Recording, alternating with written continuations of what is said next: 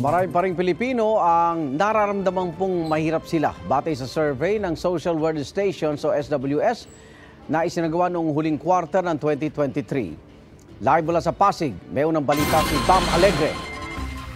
Bam? Igan, good morning. Mas marami pa rin ang may pananaw na nahihirapan sila sa buhay kung resulta ng isang survey ang pagbabatayan. Pero kahit mahirap ang buhay, sikap at sipag ang panlaban. Narito ang Street Hirit.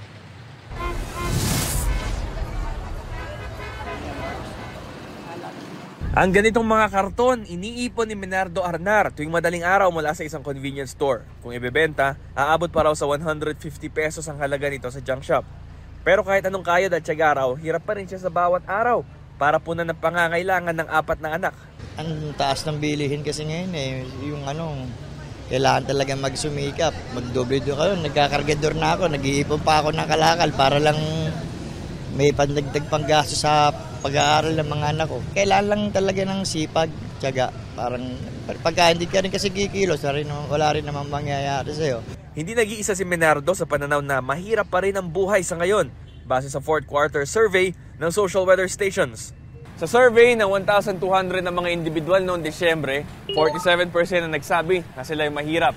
33% naman na nagsabi na sila ay borderline o nasa gitna. Samantalang 20% na nagsabi na sila ay hindi mahirap o nakakaluwag sa buhay.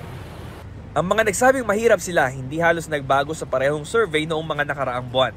47% noong Disyembre, 48% naman noong Setyembre.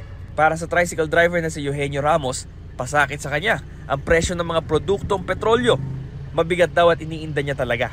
Binabawi na lang daw niya sa pagsaservice sa mga suking namamalengke sa Pasig Market tuwing umaga. Sa gasolina, ilang talagang numero 1 nagpapahirap sa atin. Taas ng taas, ang pamasahe namin, hindi naman tumataas. Basta kumakain kami 3 beses maghapon. Yung taas man ng gasolina, may natitira rin kahit paano sa amin. Ang wholesaler naman ng Sampaguita at ilang-ilang na si Luisa Belen, tila di nauubusan ng mga kailangang pagkagastusan para sa pamilya. Gayunman tingin niya nakabuti na mas nakakapaghanap buhay siya ngayon kumpara noong pandemic. Lahat naman tayo pare-pares, di ba, nagnegosyo, di ba? Kailangan natin lagi pera. Sa mga bill, mga ganon, mga pagkain araw-araw. Yung kalidad ng buhay niyo, ma'am, sa tingin niyo ba bumubuti o parang humihirap? Hindi, bumubuti naman. Minsan mahirap, gano'n, pero dasal lang po.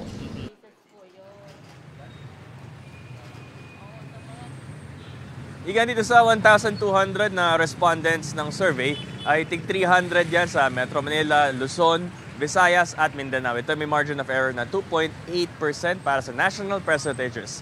Ito ang Street Hirit mula rito sa Pasig Market, Bam Alegre para sa GMA Integrated News. Igan, mauna ka sa mga balita. Mag-subscribe sa GMA Integrated News sa YouTube. Sa mga kapuso abroad, subaybayan nyo kami sa GMA Pinoy TV at sa www.gmanews.tv.